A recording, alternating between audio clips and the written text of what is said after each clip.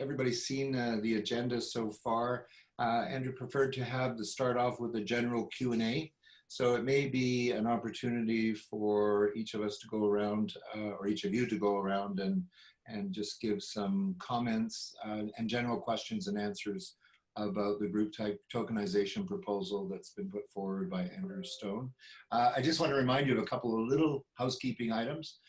We also record these meetings for reference to the content, but they are internal. We don't release them externally. And unless the group decides they want to do that, and I'm not going to step into that right now. But just to let you know that that's why it's being recorded. The second point is that there is a gallery option with Zoom for those that are not familiar with it. It makes it easier to see everyone at the same time. It's usually in the top right-hand corner. And I guess the first point of order should be acceptance or change of the agenda. And I'm sorry, I'm jumping around a little bit here, but is everybody comfortable with the agenda, or would anyone like to add or make any changes to the agenda?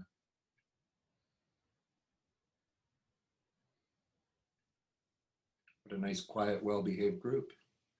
Okay, then we'll move on and maybe start with Emil. Do you want to begin with the Q&A?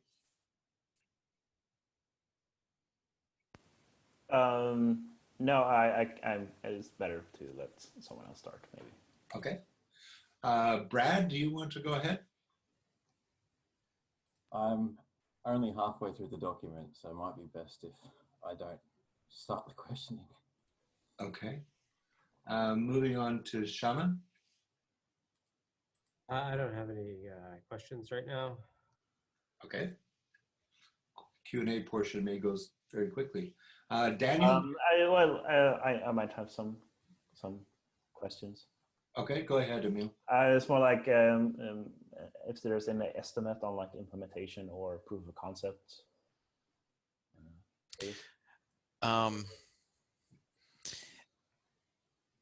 I'm working on the wallet portion of it right now. I have the consensus stuff basically implemented with unit tests. So I think I could get a proof of concept in a few weeks. Awesome. Is the consensus stuff up anywhere that we can look at? No, it's in my private repository.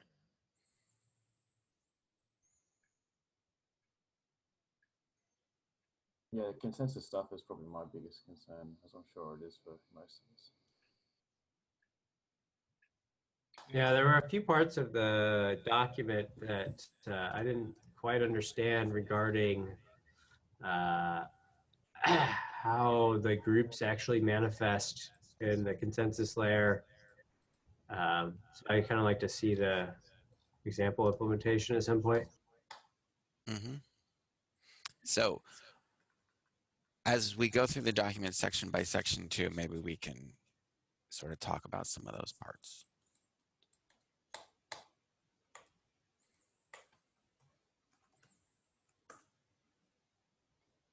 Daniel, did you have any questions? Oops, sorry. Oh, God. You just dropped it. Yeah, you are. No, I don't have any questions at the moment. I've gone through the document, and I think it's all pretty clear, but it needs more thought. Well, I'm sure things will come up later, but I don't have anything right now. Okay, thank you, Daniel. Donald, do you have any questions regarding the document? No, is this the part to give just general thoughts or whatever? Yeah.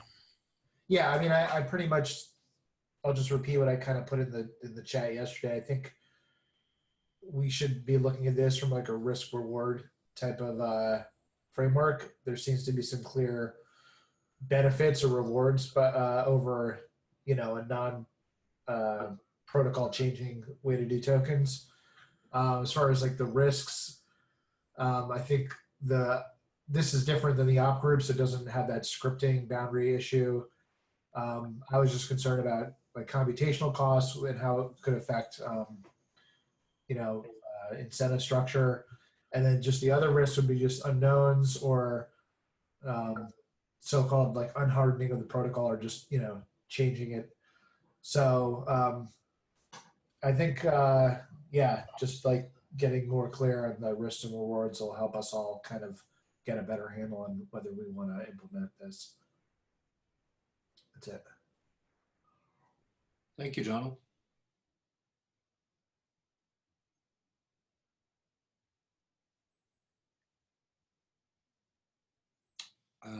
Is it possible we have gone through the general Q&A section and we'll move on to the comments per section now, Andrew?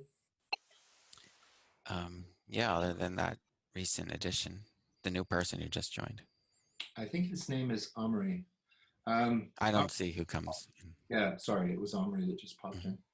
It's something wrong with my Zoom. It's like it's a tiny window and I can't. Oh, so there's a function. I can't expand it. Emil, there's a function that allows you to change to the speaker view of being a grid. There's like an unminimize button, Emil. I don't have any buttons. You have to find it, then it's probably hidden behind a window or something. Fuck. So Jason has joined us as well. We're going through the Q&A section, Omri and Jason. General comments and Q&A before we go through the parts. So if either one of you have any general comments that you'd like to make or questions for Andrew before he goes into detail on the proposal. Okay.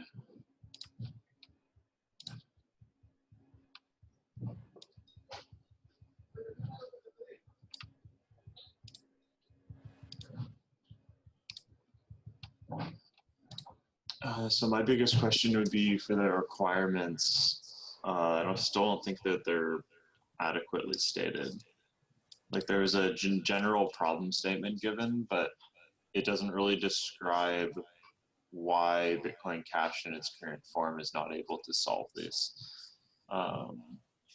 So that said, the document needs to provide like here is exactly what we're doing without describing the technical details. It needs to describe here's the way that we're solving this problem and describing the impact of that solution. So like, for example, we were chatting in the room last night about UTXO set possibly increasing. Like we need to know, is this by 1 or 2 orders of magnitude? Like what sort of impact is this going to have on Bitcoin Cash as a whole?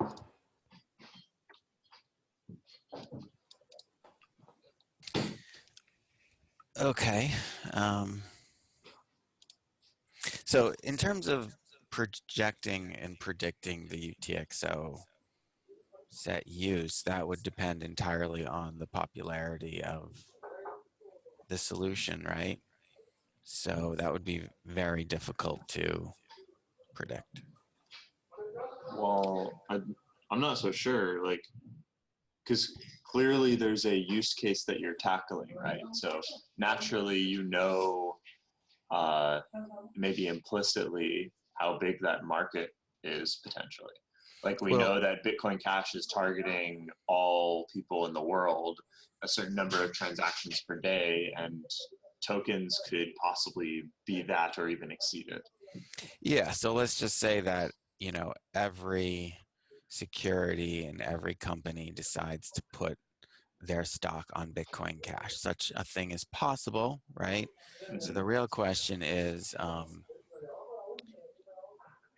the, capacity increase based on Moore's law going to be faster than the adoption of, a token scheme like this by securities or not?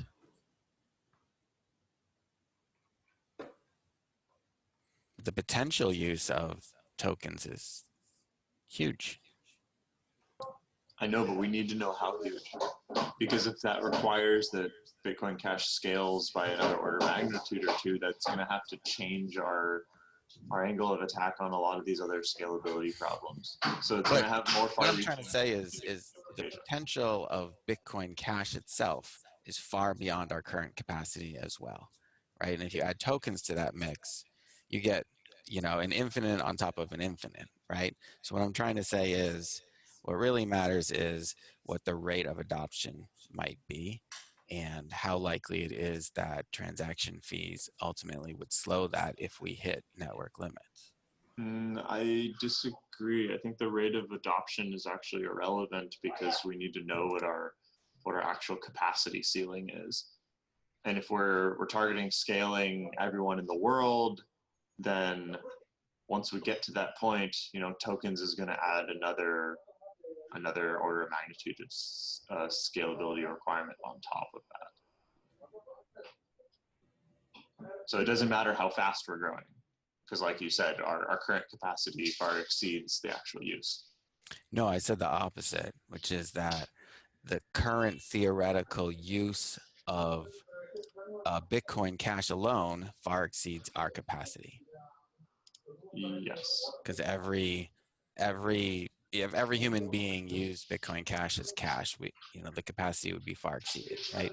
Now, if you add tokens on top of that, you know, if every human used Bitcoin Cash tokenization for coupons and stocks, then you're already far exceeding our capacity. Is there a way to make sure that like the use of cash is incentivized over tokens? I would be expecting that miners would do that using fee policy. That might be something I can write about. Described in the document. Like, this is really important. We can't even talk about the technical implementation details until these sorts of things are. I disagree there, because so in Swedish we have a saying, "How long is a string?" And this is sort of the same. This is the same situation here. Like, how long is a string? There is no answer to that. No, like, how big is the universe? Totally, you can some things are like it's impossible to measure. No, because we should be able to give an estimate for how much impact this is going to have, and if you are unable to do that, we shouldn't be making this change. We can do estimations, and we need to. I'm not saying that this is something that would be nice to have. It's necessary in order to evaluate. Like, this is what engineering is, right? We make estimates, we try to hit a target, and if you don't have a target, then what the hell are we building? Yeah, but any estimate will not even be close to any sort of realistic numbers, because it's impossible to assume.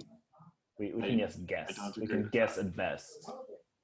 If all you can do is guess, then why are we in this meeting? The reason why is because there's a negative feedback, and that is that miners start assessing fees, and those fees will push back on capacity, as was discussed in the zero transaction paper several years ago. Right, the network pushes back on excessive capacity. Unfortunately, that's what happened to BTC, right? But if we get into a case, if we scale, and the problem with BTC is that the capacity limit was artificial, right? But if we're in a situation where the capacity limit is real, like human networks really cannot handle the amount of traffic we're asking for, then it is naturally okay for, fees to rise and some of the smallest transactions to be pushed off the network into, other solutions like Coinbase type things, right? And the reason why is because no subsequent currency can come out and beat us, because we've expanded absolutely as high as current physical capacity allows. Right? Okay, so if the token solution that you are proposing is going to push us way over our potential capacity limit, then why even build it in the first place when you expect it to go off-chain? Because, so as I was saying in the document in the beginning, I think there's going to be a virtuous cycle which will massively increase the use of Bitcoin Cash alongside tokens. And so this is a necessary step to putting Bitcoin Cash into everyone's wallets. And you think that's worth the technical debt? Yes. But like this is not a problem unique to tokens per se. Like what if Bitcoin Cash moons and everyone starts using it and we're starting to close in on the current capacity limit? It's the same problem. We can only make assumptions when or if that will happen. Tokens may or may not make it happen faster. Yeah, I mean, you can definitely give an estimate as to how much impact this has over a normal transaction. But we want the network to grow. It's just if we can make sure that the tokens don't push out cash transactions, then I don't see that big. Well, that won't be in the problem because you still need to pay the fees in Bitcoin Cash. So every token holder needs to be a Bitcoin Cash holder because otherwise you can't transfer them. And the miners will still get paid per byte. So there's absolutely no change there. In fact, the token transactions will be slightly bigger than the cash transactions. So miners will get paid more for token transactions because they're simply bigger in size. Yeah, and finally, since the network is what's limiting the situation here, this problem exists in all the op return solutions as well, right? Because expanding the UTXO is stored on disk. Disk has very high capacity compared to the ability to move this data, around the network. So people can deploy tokens permissionlessly and max out the Bitcoin Cash network if they're successful as well.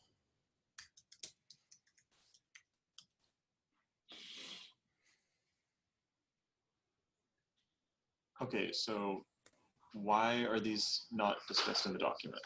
Like the discussion that we're having right now should have been already thought up and written down. I appreciate that feedback, and I will add a section to the document. I don't think you're really asking why, are you? Because if you're asking why, I can give you an answer, but that's not really that relevant, right? Part of the point of this meeting is to get feedback like, I think this should be part of the document. And we can totally have a paragraph about this. I would like to resist making estimates just because they would effectively be pulled out of my ass, right? Like, can you sit there and tell me, like, let's say counterparty cash is implemented, okay? So now how many securities are gonna go onto counterparty cash in the first year? Well, counterparty cash doesn't affect the UTXO set at all. It's totally prunable. Yeah, but the data has to be transferred over the network. But it doesn't matter what the technology is. I'm just saying, given any technology. That's not really what we're asking for. Given any technology, can anyone make an estimate as to its adoption rate? Yes. Okay, so. I mean, this is what capacity planning is.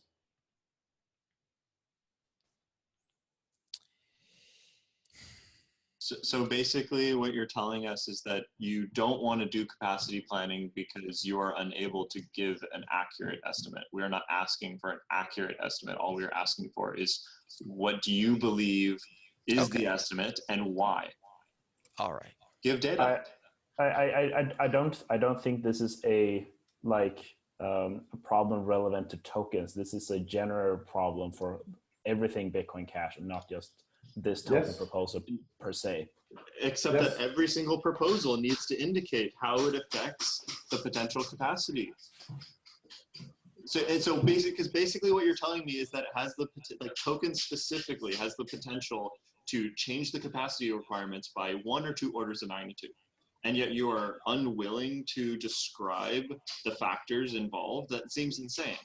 It is relevant, but I would say capacity planning is outside the scope of this proposal, because I'm telling you it's not.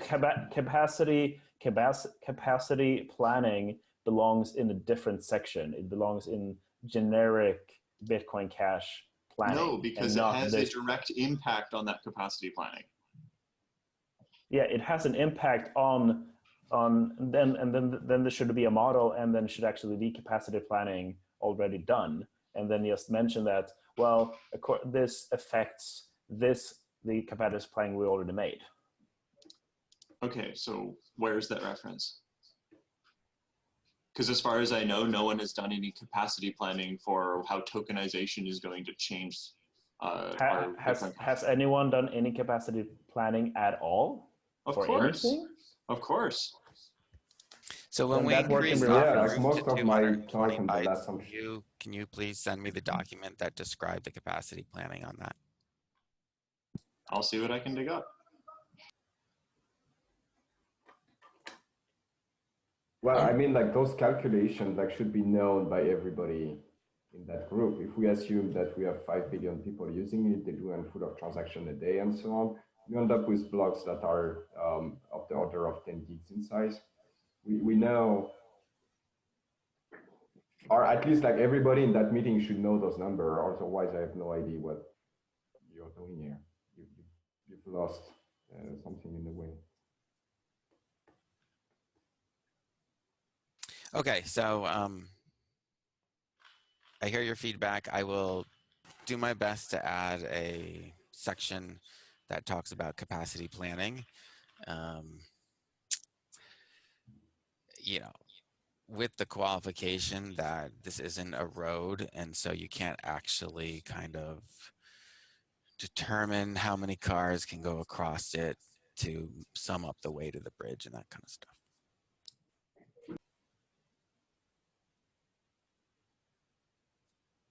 Is that clear to everyone? No, that's not clear to me. So are you saying that because we have no idea how many cars are going across the bridge, we don't know how to build the bridge?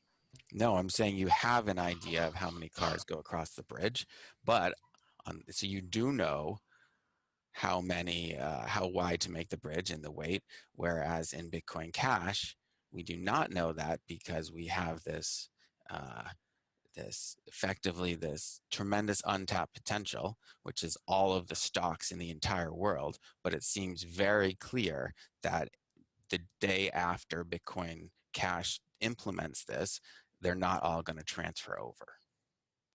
Okay, so we have an upper bound then, surely. Yes, It's and that it's not bound unbounded. far exceeds available capacity, because if you just, as Amri was saying, if you just think of the cash use of Bitcoin Cash, the upper bound far exceeds available capacity. Yes.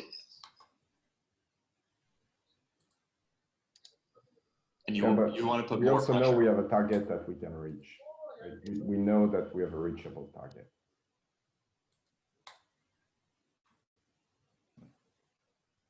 I suggest that we should probably add some kind of estimation to the document that estimates the quantity, that like how many transactions the tokens would actually like the magnitude of transactions that it would actually increase.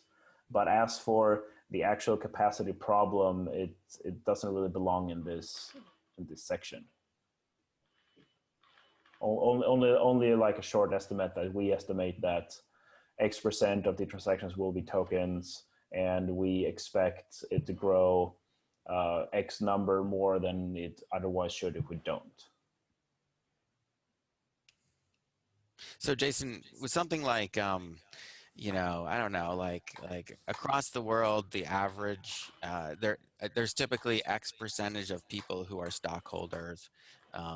And so there are so many Bitcoin wallets, Bitcoin Cash wallets estimated. And so if you take that same percentage and project it out, then you would imagine that, you know, let's say there's a million, you know, let's say it's 1% of the people who have cash actually own stock, and there's a million wallets, let's say, so therefore 10,000 additional stock holding wallets, that kind of thing. Is that what you're thinking of? Yep, that's a start. Okay, we can do those. Okay. Any further questions on that issue?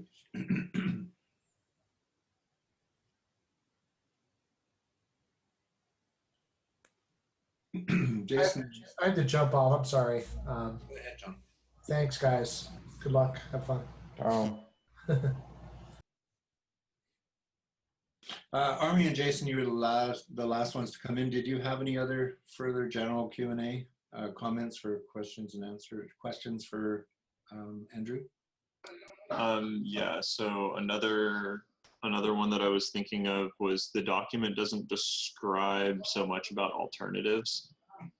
Like we've talked about Takeda a lot in the channel, and I don't believe the document just hits It on does that not. very much. It does Or not. just the RC20. I have a prototype document that sort of compares and contrasts alternatives. I do strongly feel, though, that that is not really appropriate in the op group document, just like Tokita doesn't describe op group, and Counterparty doesn't describe Tokita, and nChain doesn't describe. No, yeah, obviously you don't want to describe those solutions from A to Z, right? But you want to be able to specify why people would use that solution rather than another one, and also what those solutions can do that the current one cannot, if there is something. And then we can judge that compared to whatever use case we are aiming for. I can add a paragraph that puts the solutions into sort of broad categories and explains the pros and cons of each category.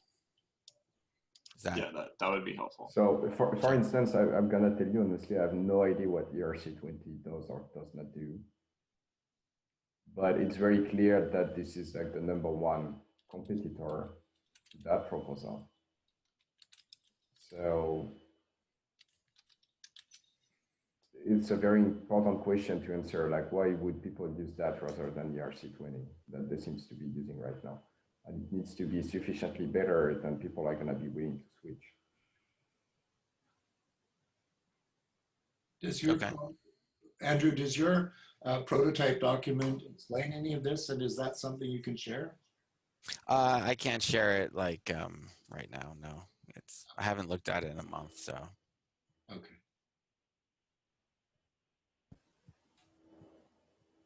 Omri, is there a more specific question that you could ask Andrew? Because I'm a little confused. And I don't understand all the technical aspects, but are you suggesting that this needs to be compared directly with Ethereum's platform? Yeah, I think so. So I don't have any specific question because I don't know enough about ERC20 to have a very specific question. But that's kind of the larger point, right? Obviously, if we expect this solution to work, it needs to do better than ERC20 because people are already using ERC20 today, right? So it needs to be not just as good, but better so that it justified the cut of, for existing infrastructure to move over. And just as a point of clarity, do you agree with that, Andrew? Because I'm confused. Well, it depends on how you define better, right? I mean, Ethereum is going to be more highly functional than this solution because it allows. So I feel like there are niches, and Bitcoin Cash fits a niche, and group tokens will fit a niche, which some people might prefer. More like the less, like the, I think it's sort of sweet spot will be people who just want tokens and not really smart contracts. And I think Ethereum is going to be better at the smart contract ability for, well, basically forever. I doubt we will ever, allow a contract to define state variables in Bitcoin Cash, for example. Well, I would say the upside is that it's not a smart contract, because for for most basic tokens, you don't really need a smart contract anyway. Yeah, so that gives us an advantage for some applications and a disadvantage for others. Yeah, so that's kind of like goes back to the point Jason was making, like what are the use cases we are aiming for? What are the size of, like what kind of size are those use cases? it's not very clear. Like right now we have a set of requirements. It's not even sure that those requirements like do any use case better than the existing solution.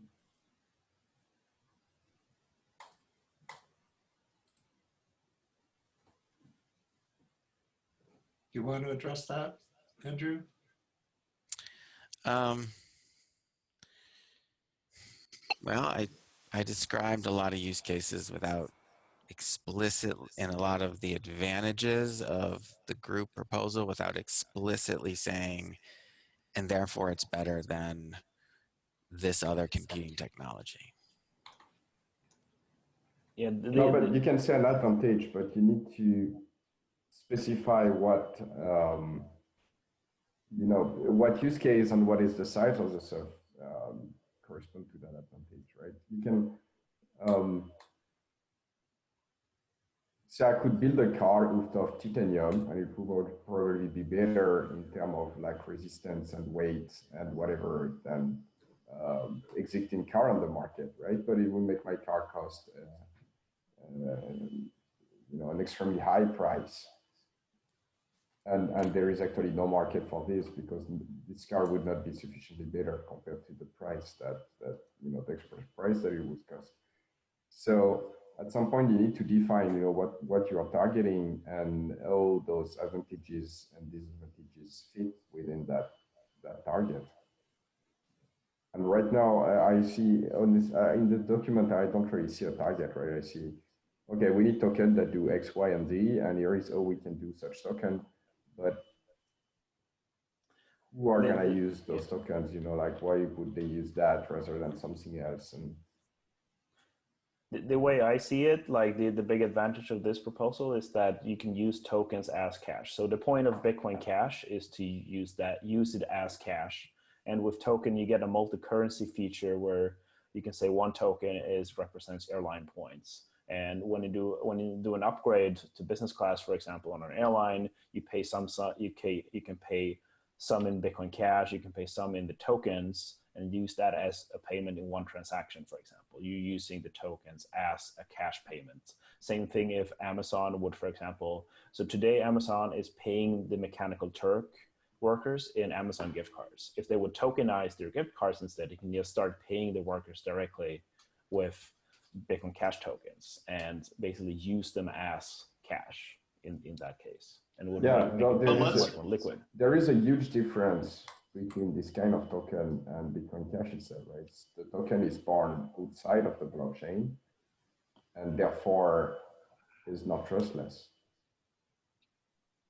Right.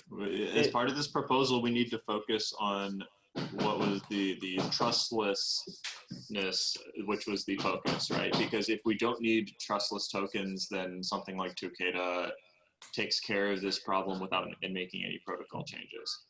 Yeah, so I would like to address that. So the point of trustless is that you trust the issuer, but you don't trust the issuer in actually handling the transaction or managing it. So, for example, in the Caribbean, there are many smaller islands where the government officials on these islands, they are using Gmail addresses. Like their official government email is @gmail.com.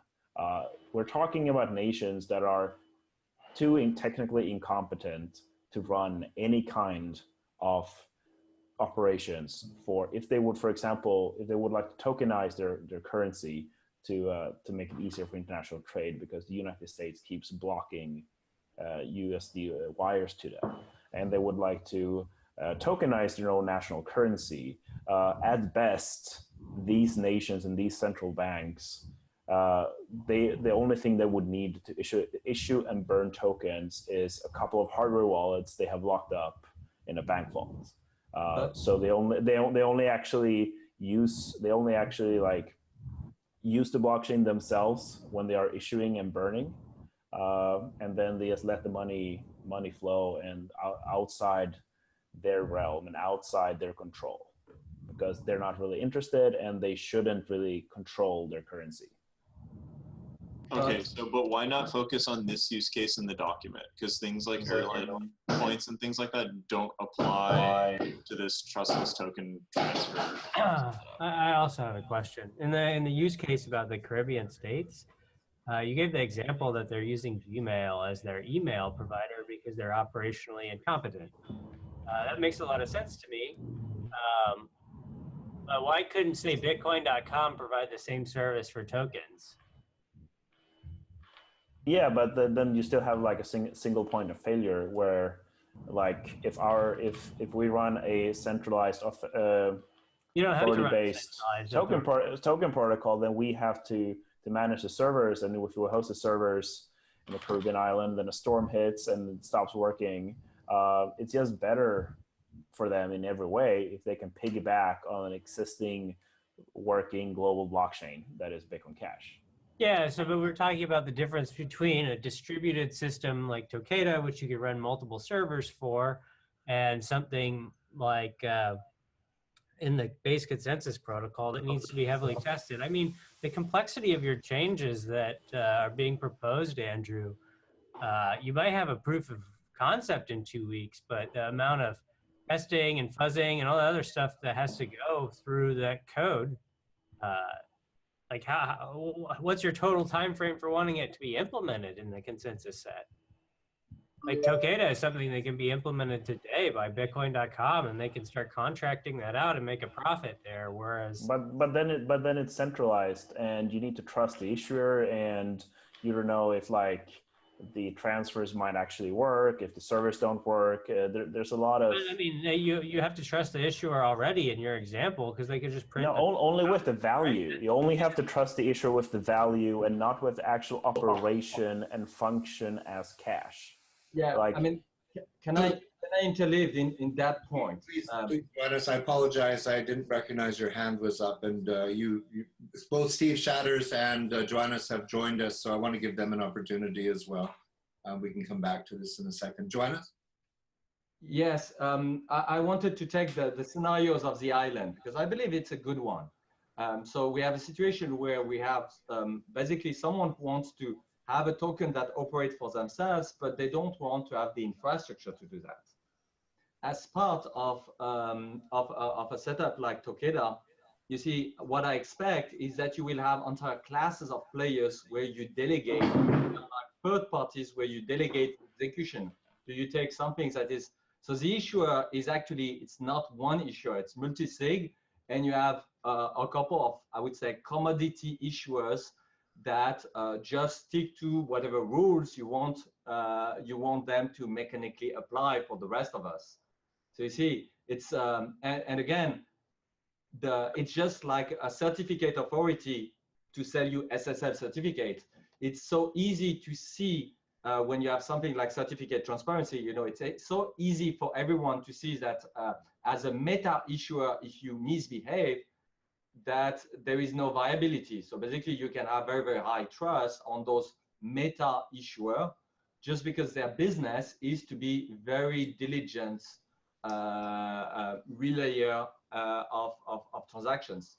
And that's probably, you know, when you said the small company or the small, you know, island who wants to run their own currency or whatnot, they trust Gmail, they would actually trust one or many of those meta issuer that would maybe even provide the service for free, because with Tokeda you can even have, you know, the fees tuned so that the meta issuer makes a bit of profit when they operate.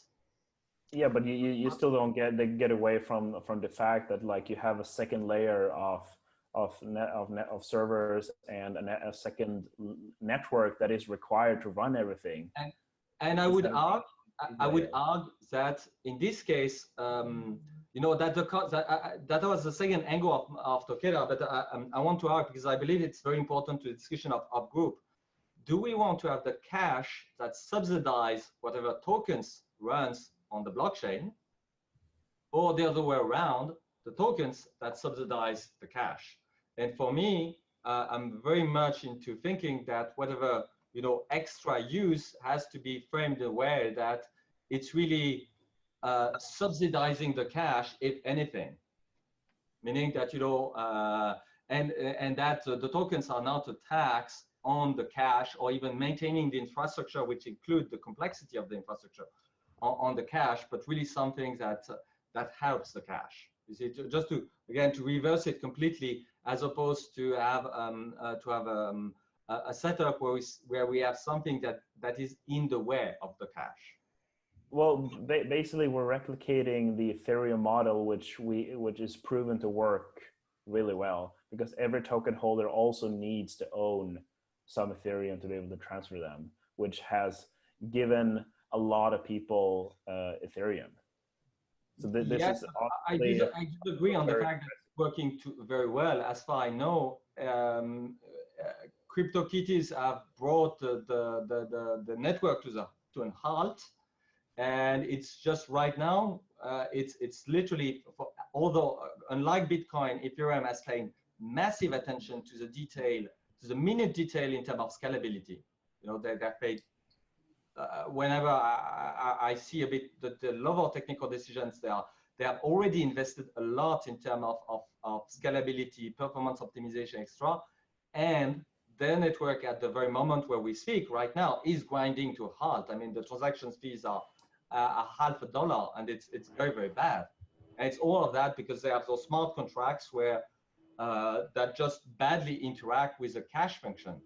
So yeah, see, that's why we don't want smart contracts for tokens. We can offer a token that doesn't need a smart contract. So you get the functionality that people want, but without the complexity and all the problems that Ethereum has. Exactly. So if you do that, you don't have any, any plasticity to those rules. You can't add or remove features at that point when it's in the base consensus layer. That doesn't seem like a wise thing to do, to add like specific rules for a particular type of token and then be unable to extend those in the future. I mean, already Ethereum's gone through several revisions of the ERC spec because they didn't have all the functionality that people wanted. I don't remember what the latest one includes, or its name is, but it includes preventing the issuers from taking profits too early. Yeah, I mean that would be also, again, if we want to focus on this token, on the really big concerns that needs to be addressed up front, where we can even consider the situation. So first, the use case of having a party that is not competent enough to operate that, and that there is something in the infrastructure that does it. I think layer 2 is the fact that you have layer 2 is more not. I would not think of it as layer 2, but rather is there a market where you can add incentives so that you have players that will most likely emerge to do that in a way that is not dysfunctional.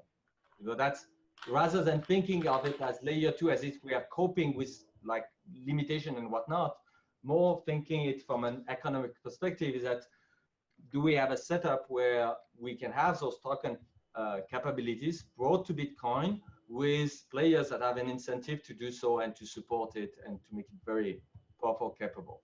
And maybe just to join the remark of Shama, I believe with tokens, you need to have indeed a lot of latitude in terms of where you evolve your interpretation. And again, we don't know all the failure modes that you can have with tokens. If we were taking the mechanical Turk example that you were giving, I can see plenty of ways where even a company as competent as Amazon could make mistakes in their design, and they need to have practical ways to recover. And again, that do not, and all those controversial failure modes should not enter the realm of stuff that people are working on the Bitcoin Cash infrastructure need to care about. You see, no, but the point is to create a multi-currency. Basically, right now there's only one token on Bitcoin Cash, and it's called BCH. We only have one token today, and the whole point is to create more. They'll be able to create more different kinds of tokens that has exactly the same properties as cash. So if you're trying to do smart contracts, that's outside of the scope of what we're trying to achieve here. So what I'm hearing is that what you're saying is that you want to do like mini Bitcoin Cash in Bitcoin Cash. You know, that the problem is that, well, I kind of disagree on the very idea that it makes sense to have a digital currency inside a digital currency. You know, that's where for me it's very, very fuzzy. And I'm really at loss what is the use case supporting that? You know, because the island, the use case of having the small island, I can understand, but that's a very different use case. This is not that. I put the question, like, if we're making a distinction between the token use case and the smart contract use case, only one of them gets to get baked into the base protocol, into the consensus layer. Why should one be given preference over another? I think this is a good argument for saying there actually shouldn't. We shouldn't have a design that is restricted to a single one.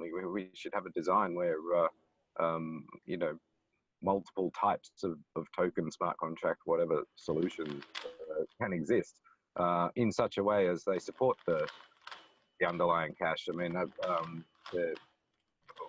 what Johannes said before, the tokens essentially subsidizing cash. Yeah, I mean, to me, this is basically saying this is the only token solution you can have on Bitcoin Cash because we've got preferential access to the consensus validation behavior.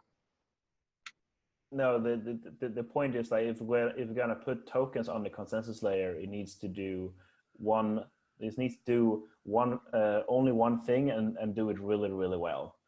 So no smart contracts and no complicated stuff. It only like what we're trying to achieve is basically to have like a mini a different kind of currency that is baked in on the consensus layer. Again, I would like to have your, again, that's a use case that I do not understand. What is the point of having BCH version 2 within BCH? You know, again, that's what I'm saying, because this is not a small nation scenario. The small nation scenario, you need, let's say, if you want to have like a nation state issued currency, it needs to be able to be undone through, let's say, a vote. You know, so again, we might be believer or not on the fact that you have currencies for nation states, even if it's a very small island, but it cannot be like forever baked into something that cannot be changed. This is a typical scenario where people will need to have control to change it. So what is the scenario you're thinking of where you could have something that would be essentially Bitcoin Cash inside Bitcoin Cash, decoupled, and where it would make sense? That's where I'm still having. Yes, for the nation state example is pretty obvious. Like they get a currency that the government cannot interfere with. They can only print more, or they can increase the supply, or they can decrease the supply. But that's pretty much the only thing they can do. They cannot confiscate people's money. They cannot interfere with transfers or anything. They cannot actually.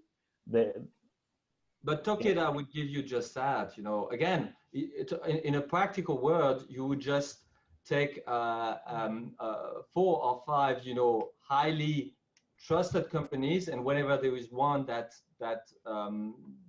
do some garbage, because you can be very resilient to bad behavior, you can recover very easily. You see, again, the nation but then you're building a parallel blockchain. Companies to block a particular address, for example. Oh yeah, Andrew, could you repeat that? Yeah, so in the Takeda case, it's an authority-based system. So the nation state would just say to those 4 companies, here's a list of blacklisted addresses. Do not let any transfers from these addresses.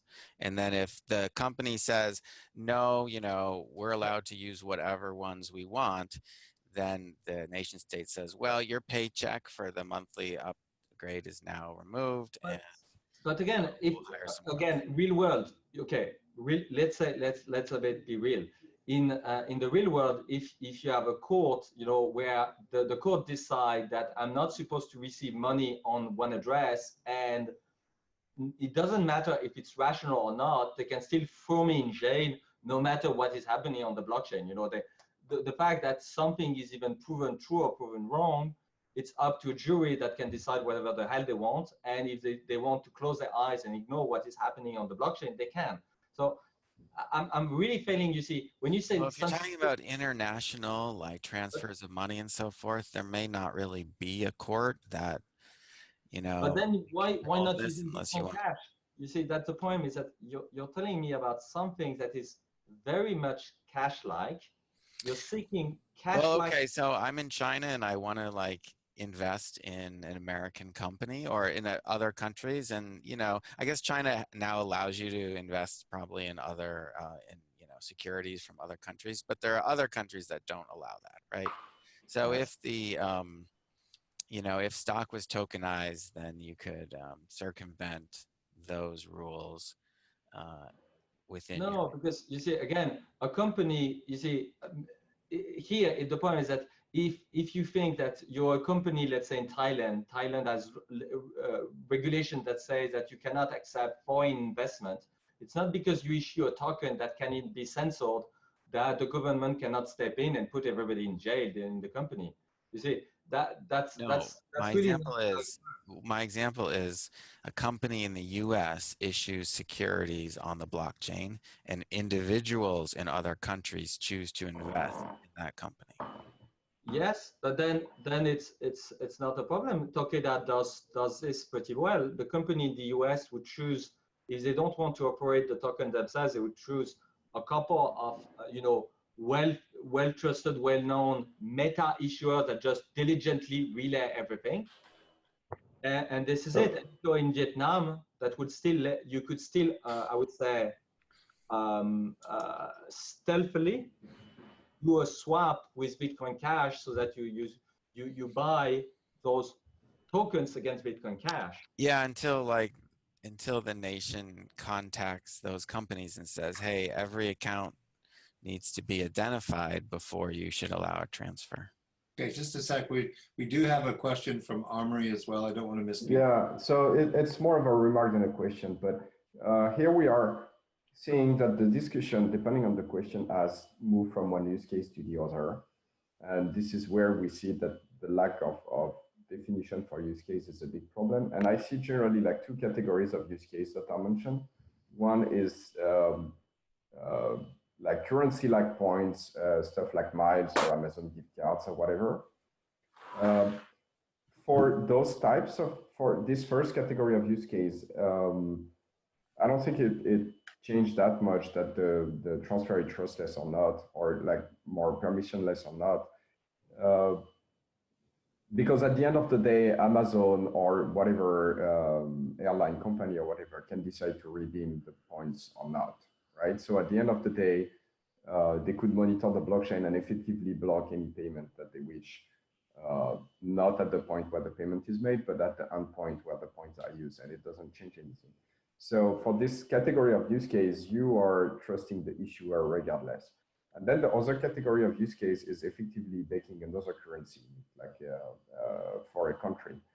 And for those use case, my bigger question is essentially we are baking a competitor within Bitcoin Cash. Like we are building a Bitcoin Cash competitor within Bitcoin Cash. And that seems the only use case that is actually served by the solution and not by any other solution that is proposed on the table. So that's,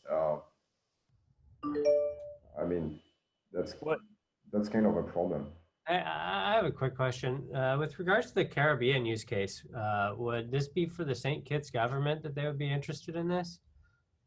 It's just a theoretical thought experiment. Okay, but I mean, we could get actual use cases and requirements for a study on something like that, right?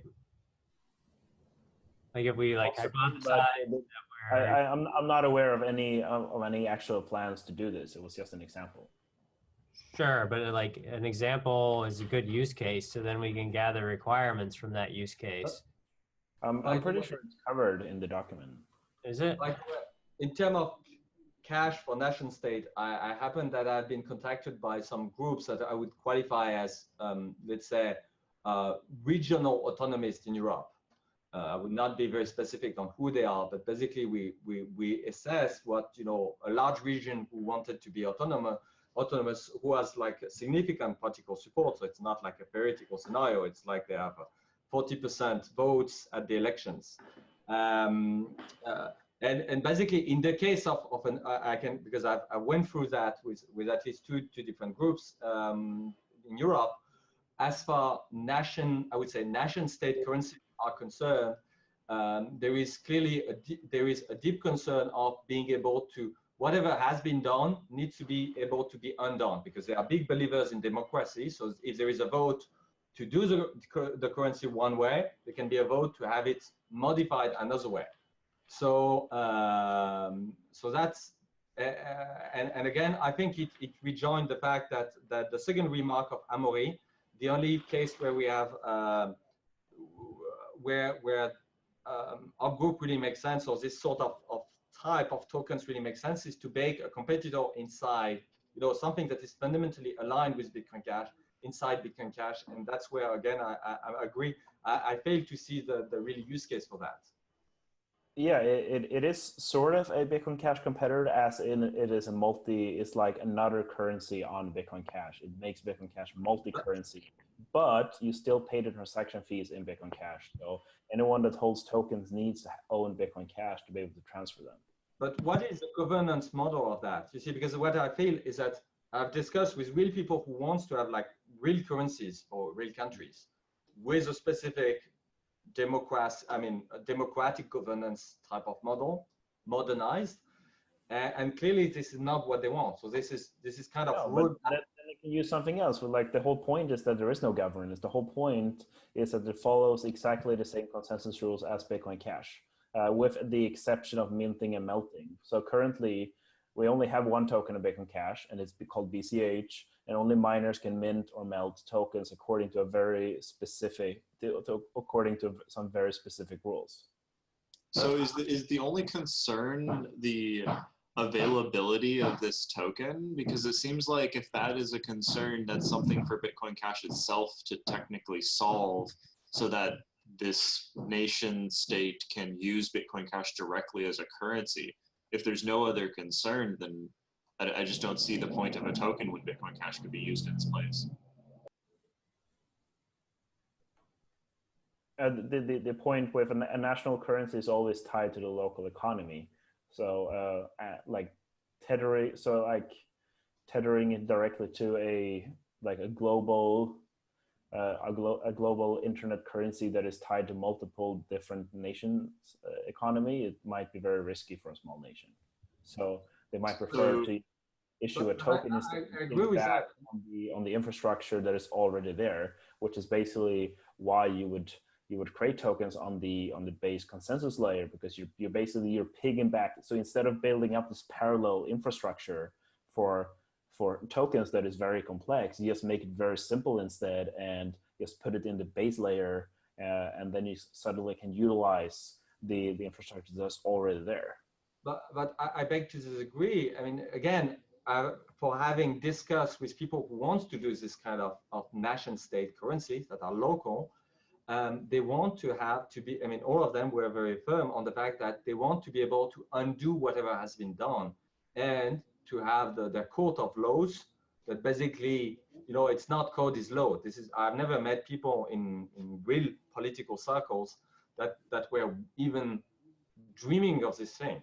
So again, I'm very much of the only use case is to build a Bitcoin Cash competitor within Bitcoin Cash, but I'm still trying to figure out what is the actual use case. Who would want that? You know, to do. So one very big economy that is in every world is the gift card economy. Like the gift card economy is huge, and I live in Japan. Every single company offer you different customer loyalty points.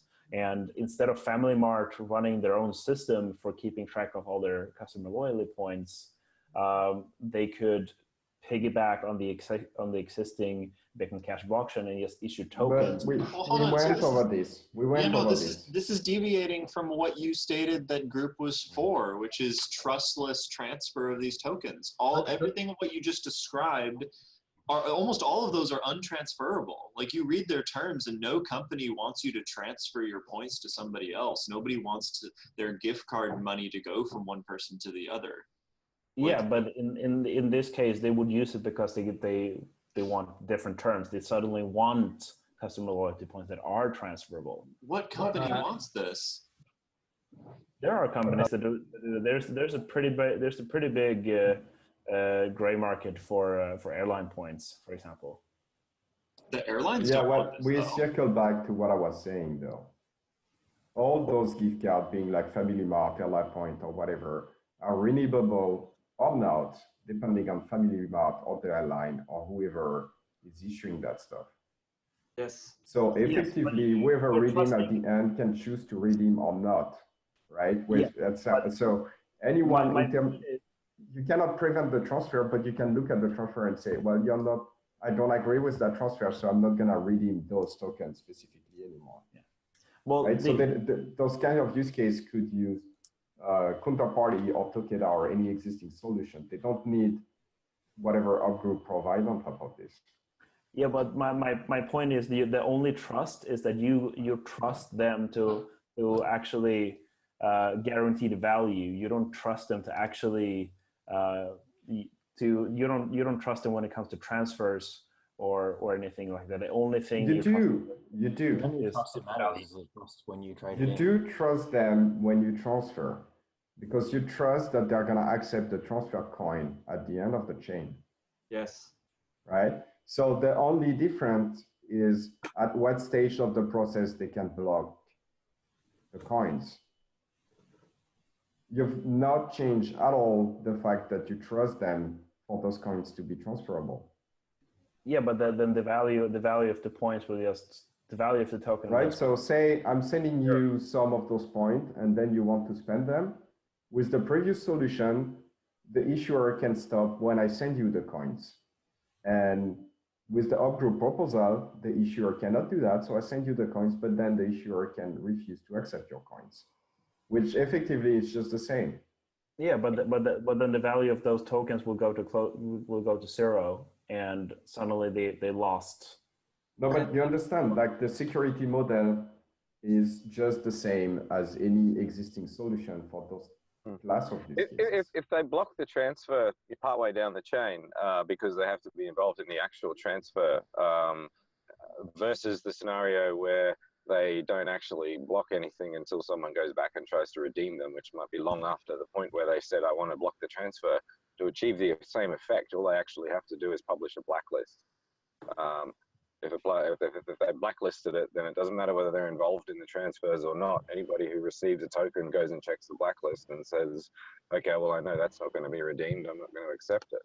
Well, you don't even need a blacklist. Like most companies have a whitelist where they have a record of, whose ID purchased whatever points, coupon, whatever, and then they check your ID when you redeem it. And if you're not the same person, it's tough shit. I'd like to just interrupt for a second. We've been going for about an hour now. I just want to check in with Emil and Andrew. Do you guys feel like you're being heard? Because I just need to double check that.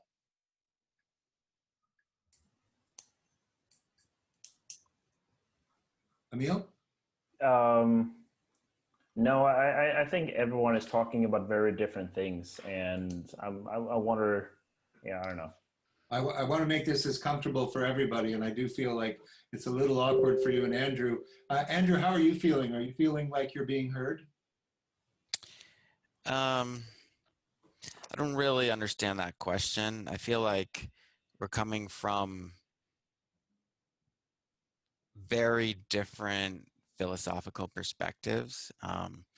And I think that this is probably an unbridgeable chasm from hearing other people's perspectives. Just to give a simple example, when I hear people say, well, the company wants, or the government wants, control over the ability to undo this kind of stuff, right?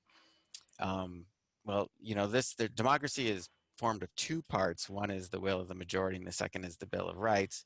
And I'm aware of, personally aware of people who have lost money in the stock market because some trader, for example, fat-fingered a bunch of trades, and this person was on the other side of that, and then those trades, because that trader was part of a big company, those trades were unwound, right? So you can't really ever undo something without screwing someone over. And the truth is, to some degree, yes, that some companies may not adopt this tokenization scheme as in preference to a centrally controlled authority-based ones at first anyway, because they want to have complete control. Yet what I hope is that the philosophy that underlied Bitcoin becomes available for companies that do want to effectively create a user's bill of rights for their token. Okay, so I've got Joanna's hand up now. Go ahead. Yes, very briefly. I agree with the idea of you don't want, if your company behaves badly, you want to be able to get reassurance that companies will behave correctly. But again, I think we have to go back to what Amaury was saying. In the end, you need to trust that they will redeem. And so you see, so that they will issue dividends for the shares you have and everything. So you cannot remove entirely the company part, the issuer, the trust in the issuer from the equation. What you can do, however, with something like Takeda and other things like probably with counterparty and whatnot, is to have, if an issuer behaves badly, it's visible for everybody, and so it will reflect negatively on the price of the token or whatever assets they are carrying. So you see, I do not see that as a philosophical difference. I see that as a way that trust and verify remains, there. It's not, and when I say that some people make decisions, it's just a way to check, trust and verify that everybody on this token is still abiding to the very rule that was agreed upon. So if you have that is exactly what I said a couple of minutes ago. Exactly, but then you don't. Yeah, but the difference is instead of having a list of SSL sort of authorities that authenticate it, you have all the full nodes on the Bitcoin Cash blockchain.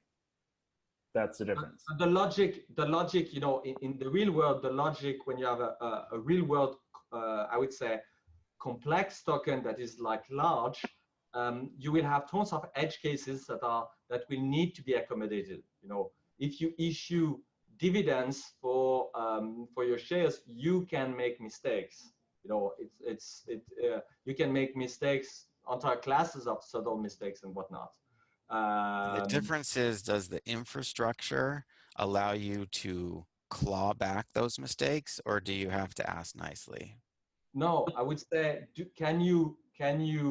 I disagree with this thing. The blockchain is immutable, so you cannot. So whenever it's published, it's still there forever. So I would rather say that, can you undo or correct or fix your stuff without anybody noticing? No. So then you have trust and verify. If you behave badly, yes, you can undo whatever you want.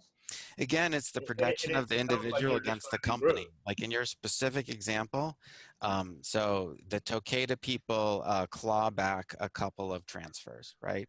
So now it's the onus is, and then they, to stop the token value from failing, they publish some reasons why, right? So now the possession, whatever. So the point is, now the people who feel they've been defrauded need to sue the company. In the other case, the company needs to sue the people who they accidentally gave the tokens to in order to get their money back, right? So again, the onus is on who has to sort of take the extra step to invoke essentially a legal apparatus, right? In one case, you end up with all the power in the company and you force the individuals to recourse to a legal framework. In the other case, the company does the recourse. I disagree with that. It would not turn out that way. The way I see it, realistically speaking, you have meta issuer. You see, a token is only worth if it's well behaved and audited and whatnot. So if you have a token that is supposed to have like a very simple behavior, like something that is fungible, and you want to preserve the overall mass of tokens, something that would be just like a group. What you will have is that you will have specialized actors that monitor all of those tokens, because it's super easy to monitor that they behave exactly to the, I would say, the rules of group, because it's again, it's very straightforward. So, but especially if they are competitor and they can produce a proof that one of their competitor cheats. So basically, you can trust the market that there will be people who do automated monitoring, and so if you screw up and you want you want to misbehave or fix something, you know that the penalty is that suddenly you are not inside the nice, tight group-like framework that you had initially. So that means that for every certificate authority that was saying, well, this token is super vanilla, it's an group-like token, now you will have to negotiate with every single automated auditing company that you're still a good token and whatnot. So it's like the cost is very real. It's not you against one customer, is that if you diverge from your model from one transactions, all the things that were purely automated and validating you as a pure vanilla, perfectly reliable issuer will basically have to special case you. This is very bad. I have a hard time following your reasoning, because the whole point with the group tokenization proposal is that you cannot misbehave. It is impossible because it is baked into the consensus layer. You can't. But you can always misbehave if you do not redeem the value at the end of the token. That's what we discussed. But that is not a problem unique to group. That problem exists for anything that issue tokens on any kind of protocol. Yes, exactly. But that's the point. Our group is not solving that problem, which seems to be the only problem that other solution cannot solve. No, but then the tokens are traded on an exchange, and if the company behind the token misbehaves, the value of that token will plummet, and that is not really a problem. Do we actually need to fix that problem? But that's the point. Do we need to fix the problem of people who misbehave at the transaction level, knowing that they can misbehave at the redeem level? I'm going to interrupt again just for a minute. We're about 15 minutes over the first hour, and we do have people that want to leave. I guess I'm going to look for a consensus amongst this group if you would like to continue for a while longer, and roughly how long now. So if I can get an indication, are you guys fine with continuing? And or do you want to schedule for an additional meeting doing it this way again? I'm going to entertain feedback on that.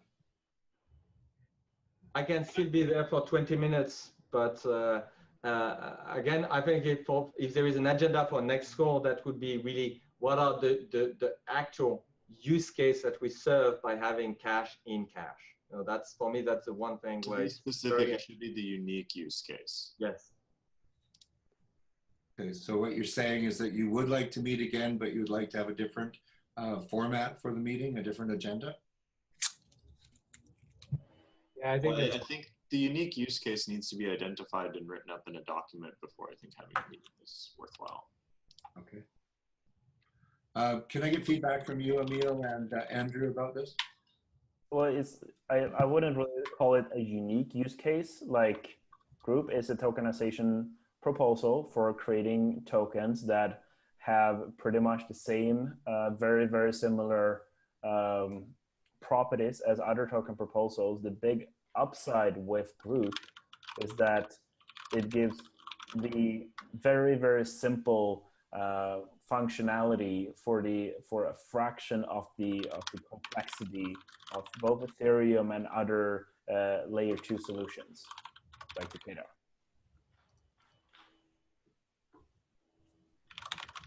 Andrew, do you want to add to that? I think that basically sums it up.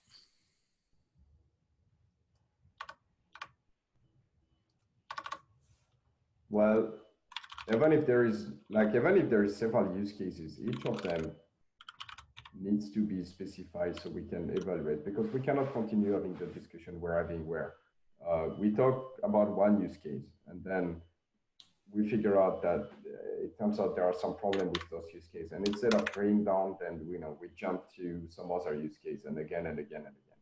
And as a result, we get nowhere.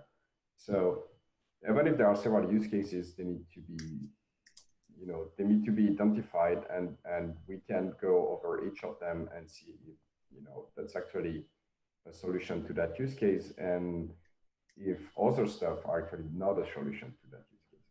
And the second stuff about the complexity, I don't think it removes any complexity, it just put the complexity somewhere else.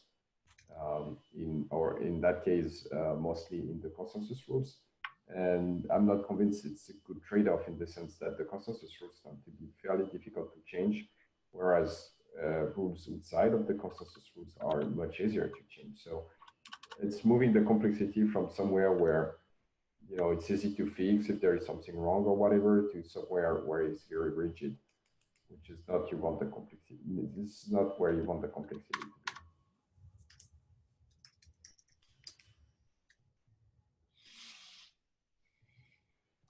Any further comments? I just think as far as the use cases go, we need to really justify why we would put this in consensus. Like, what's the unique reason? What's the problem that this solves that justifies it being a consensus change where we dilute the value of Bitcoin Cash against other versions of Bitcoin Cash? Well, because I would say Ethereum was very successful because they did just this. They put it in the consensus layer, and it made it very easy for clients to validate transactions. They're paying for it now, though. But they're paying for the smart contract. They're paying for smart contracts. It's different because with smart contracts, and also Bitcoin Cash is UTXO based, which they're paying for state more than smart contract. And smart contracts are part of the state, but they're paying for state in general. And state is the UTXO set for us. And I can tell you, for having worked in very large scale system, managing state is by far the hardest part. Bandwidth and all of that, you can throw money at it and have more of it, no problem. CPU, as long as your algorithm are parallel, you can throw money at it and have more of it. But state, you cannot make it faster. What's happening right now, all the large scale systems, such as Google or Facebook or whatever, they do all they can for you to never eat any of their outright when you do a request to them, right? They have a shit ton of heuristics that try to predict when people are going to access them more and have that ready in memory. They try to direct you to cluster of machines that already have the information that you're likely to access. And they do all of this for a reason, because essentially on large scale, the time you need to access your state is logarithmic with the size of the state that you make. Because if you have a small state, you can fit it in cache, it's very fast. And then it fits in RAM and it's not as fast. And then it fits on maybe some memcache server that is one hop away, but it's still in memory. And then it fits on some SSD somewhere. And then it fits on some racks of hard drive somewhere. And then it fits on some bigger racks of hard drive in some other data center further away, right? And for each of those increase in the scale of the amount of data you can store, you get a hit in performance. And this is exactly the problem that Ethereum is having right now. The reason they are facing a performance cliff right now is because their state don't fit in memory anymore on most machines, right? This is exactly the problem they're having.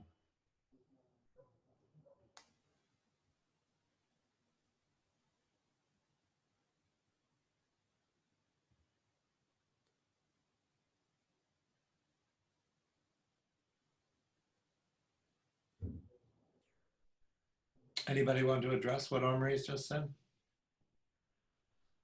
I completely agree with this vision, and I would add that most of what people are buying from Ethereum right now is a state. It's not even any kind of smart capabilities, and here what they are buying, it's not because Ethereum has a super smart protocol, is that they were the only one who had some vanilla prepackaged tooling to do so.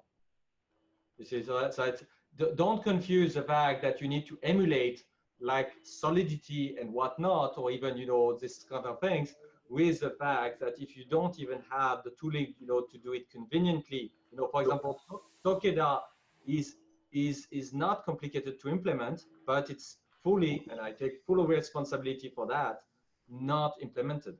So no matter how good or bad it could be, it's just not even coded, so it cannot, you know, and I would say don't confuse the fact that Ethereum was there with some tools that were working but do not scale, with the fact that it's a desirable orientation for the base layer of Bitcoin Cash. Again, it's probably very desirable for things that are built on top, but not necessarily for the consensus rules themselves.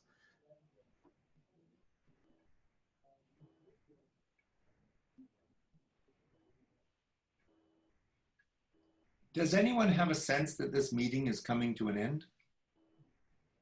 No. No?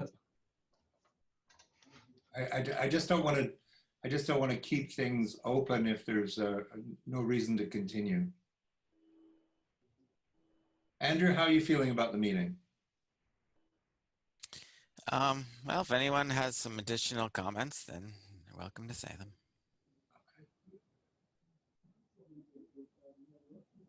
I just have a feeling that most of the criticism is against tokens in general and why we need tokens in general, and not specifically to the group implementation. Some people don't agree that it should be in the consensus layer, but most of the discussions we're having is actually about tokens in general.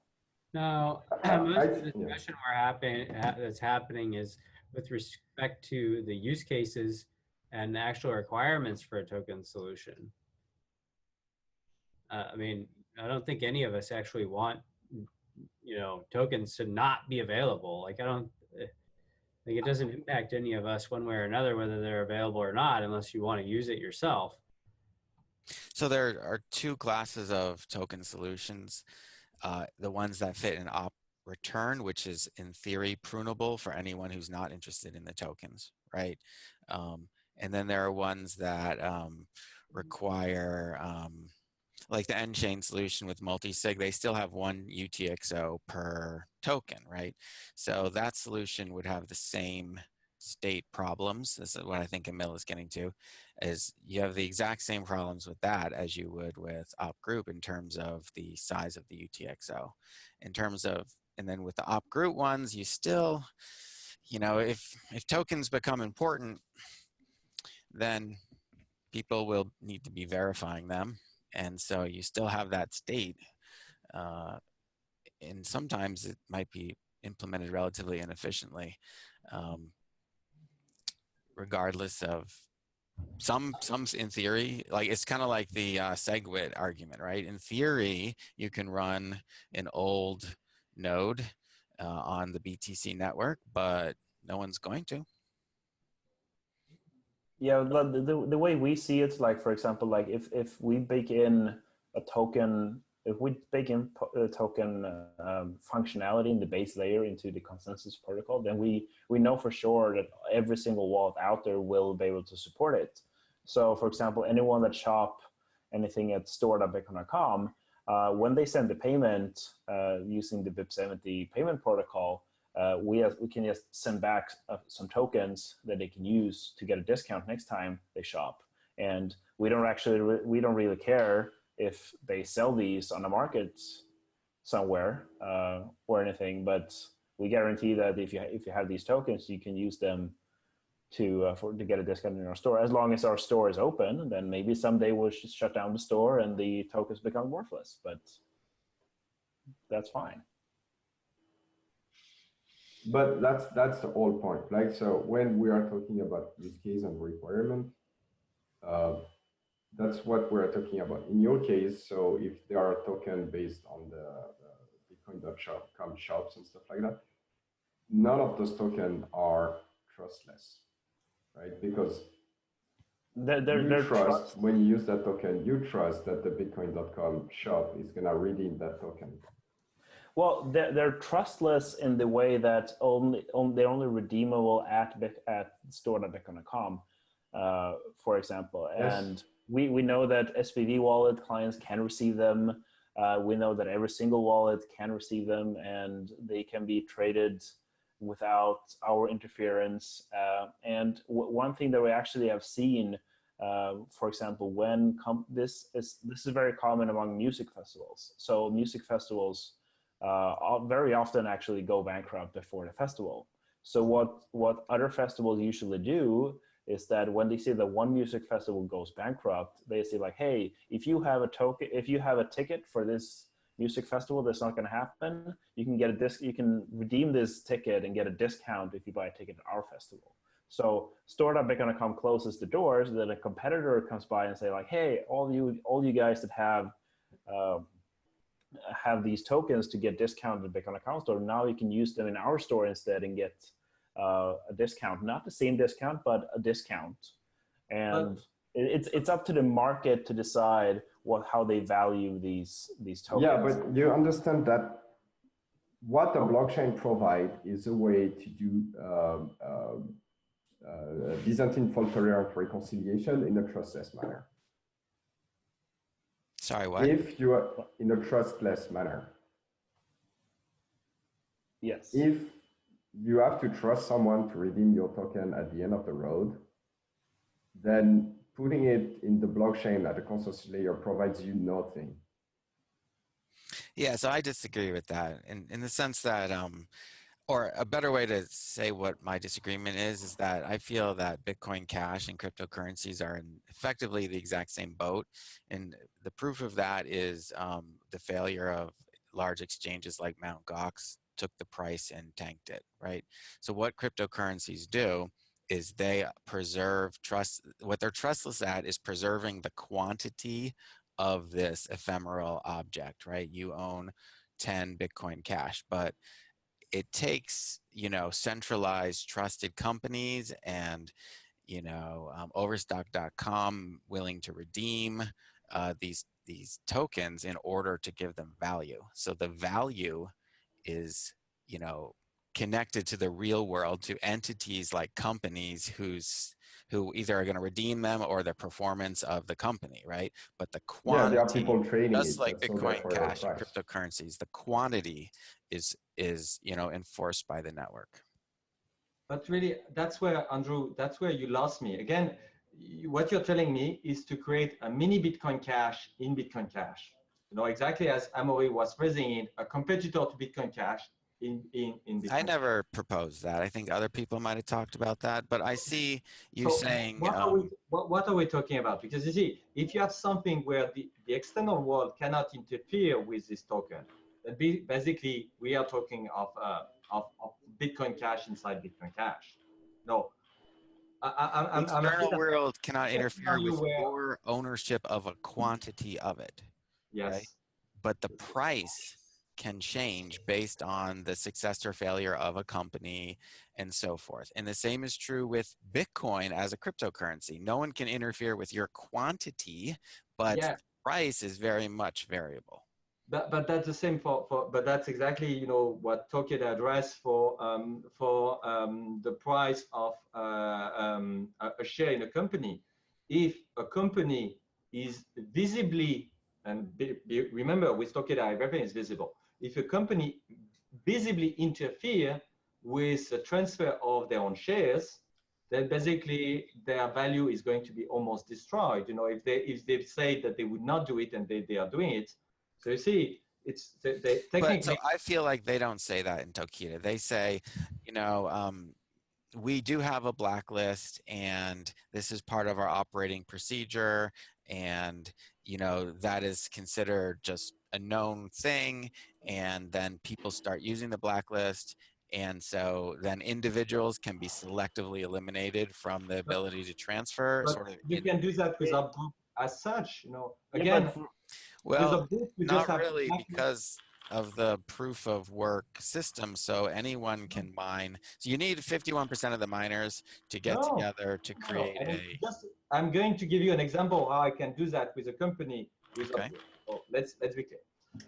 okay, I've issued shares to 1,000 people, and one of them I don't like. So I'm a company. That's low-cat. I issue shares through a group, and one of the person I've issued, I don't like this person. I say you're out, so your share do not count. This is a group. So what do? Is I say that everything that touched this thing is tainted. So I don't care if you do mix, you try to do anything. I just say that this one is tainted, and every shareholders beware. From as far I'm concerned, everything that touches this address or whatever is tainted and will be rejected when it will come to pay the dividends, to give money to everyone, because that's how you redeem, your share in a way where you're being paid by dividends. I will just not pay dividends that are for anything that is through this lineage. No, so I understand that example. And so I don't That's care. always been an open question of whether that would ever happen in Bitcoin. It certainly has the possibility.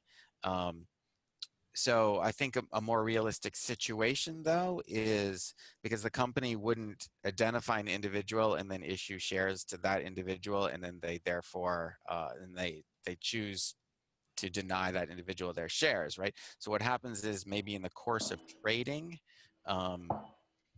the shares might go to an individual who could not directly redeem those shares from the company, perhaps because they live in a different country or something. But then that individual could sell their shares on to someone who could redeem the. But that's the same with Tokeda. Tokeda, you publish a transaction is basically say, I transfer the ownership of this from me to somebody else. The company diligently process and do not really care about who is there. So you see, you're telling me in the first scenario, you say, I have a blacklist I identify. So I tell you, well, if you have a blacklist, you can still enforce a blacklist with WorkGroup. It's not a problem. Johannes, you're effectively arguing that we don't need mining, right? Because all the arguments you're making are what is applicable mining to adding? So you may actually be correct. It's an open question whether if someone created a blockchain based on a huge multi-sig, whether it would succeed or not. But no, that's not what I said. Again, here you're describing a currency, like a pure digital currency that is just like Bitcoin Cash. So let's get back. You gave me an example of shares that can be censored, and you were saying with WorkGroup it cannot be censored with a blacklist. So I give you an example that I can do a blacklist exactly with WorkGroup, because I just need to blacklist, as Emory was pointing out, at the time of where you want to redeem whatever value. So you see, so you can do blacklist. So let's go back to this example.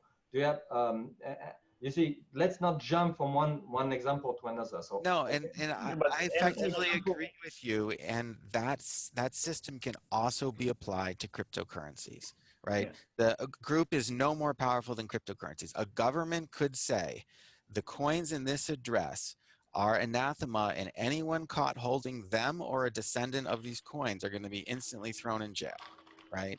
And they could just publish that. True, right? But somehow cryptocurrencies have, until now, avoided that problem. What I'm very worried about in Tokeda is that a government says, you company who are authorizing transactions, I have a face and a name to that company, and if you create a block that contains a spend of this transaction, then individually I'm going after you. And you're a very large company with hundreds of $1 millions, and you're worth going after, as opposed to, like in the cryptocurrency sort of thing market, people could just kind of. But with a group, you could do that as well. Let's go back to this example. Let's go back. Let's go back to a problem that exists in Dogecoin, in cryptocurrency in general, that an exchange can just decide, like, well, your Bitcoin Cash, I don't want them because they're tainted, and or your. Let's take to the same example so that we can this is not a group. This is not an up group problem. No. Let's go back to the initial use case. So we have the company, and you're making a proposition. And you're saying the proposition is that a company can have its shares traded more freely with a group without interference from a government than it is from Takeda. Is it what you're saying, Andrew, so that I know what is the proposition on the table? Yes. Okay, so I'm saying I disagree on that. I'm saying that you can, as a government, censor Up-Group or try to interfere with Up-Group just as much as you can with something like Takeda. Why? Because the only thing that you have to do is to interfere with the values that is being redeemed at the end. You see, it doesn't matter if the transaction happened with or without the control of the company. All you have to do is to interfere at the time when you want to have the token being redeemed. So, right. And so that would be correct, at least in the United States, if the tokens were fungible, right? But that's not actually correct for something like US dollar, right? Like if someone sells you a, like a diamond, right? And someone can prove that that diamond is the stolen diamond, then the original owner gets it back. But for dollars, actually, even if you could kind of prove, look, I gave you that $10 bill, this sort of dollars are kind of, I'm not a lawyer, but they're legally defined as fungible. And so what happens is when the crook is caught, all of that money kind of goes into a pot, and everybody who had anything stolen from them gets a portion of that money, right? So the same situation hopefully happens with cryptocurrencies, right? And so what happens is you say, oh, look, this stuff is fungible, and unfortunately, I am not a criminal, and I have a few shares, and I got them from this guy, and he's not a criminal, and he got them from this guy and this guy and this guy, and maybe the criminal took those blacklisted coins, and maybe he sent them to 1 million people to try and taint everybody, right? I mean, back in 2012 and 13, we talked about all these scenarios, and the end result is that you end up with this huge mess of either everybody is tainted, or you just have to say it's fungible. But it's the same with again, it's the same with Takeda. If you have a token where the entire ecosystem, trusts your simple mechanism of having your fungible token. So imagine, the fact that people can transact. In Takeda, you simply say there is a bunch of coins at this address. That address can no longer be spent. So there's no way to distribute taint and do fungibility. Yes, but Up-Group, this is the same. If you just say the software that's not the shares. Because the same thing can happen with Takeda, same thing can happen on RC20, same thing can happen with Dogecoin. That's the point. That's exactly the point. That's exactly the point. We are baking something in the consensus. It needs to have a good reason. Yes. The reason is that it's much harder with a cryptocurrency, and that is why Bitcoin has proof of work mining and doesn't have signatures by a bunch of... No, Bitcoin is born in the blockchain, so it's a very different kind of beast. Yes, very different. Again, you're telling me... Those tokens, they are born outside of the blockchain, so you're already trusting someone to an extent. And the question is, you're trusting if I put the rules in the blockchain, do I trust that person more you're trusting or less? The value, or not the quantity, you're trusting the value, the price, not the transmissibility.